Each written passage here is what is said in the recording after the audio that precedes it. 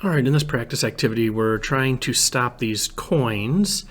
They actually do stop, but the colliders are the wrong shape. So this is code.org's lesson 20, collision detection again. We have, if we look down here at the code, we have in the draw loop, so we did this correctly, the if statement. So if coin 1 is touching coin 2, we want to stop the velocities of each of them, which is this is what we have right here. Coin 1, the velocity x and velocity y, we're stopping. So if we run this, and we're doing the same thing with coin 2. So as they move along, they stop.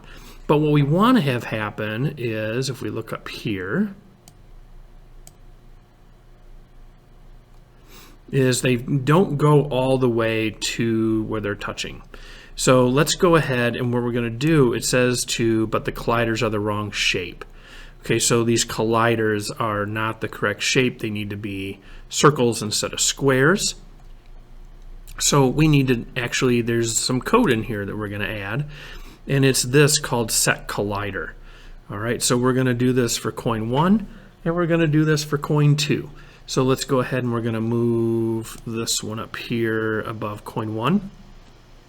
We're going to change it from a rectangle to a circle.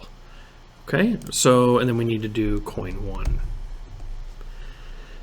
Then we need to do the exact same thing down here for coin 2. So we're going to set this one out here. And all this basically does, it gives it the collision detection area. And so instead of a rectangle, obviously, we want it to be a circle. So we're going to do coin 2 and set that to well, let's leave it for a rectangle just for a quick second, just to kind of point this out. We can kind of watch this and see how this one is a rectangle and this one is a circle. All right, so we're going to go ahead and change that to a circle.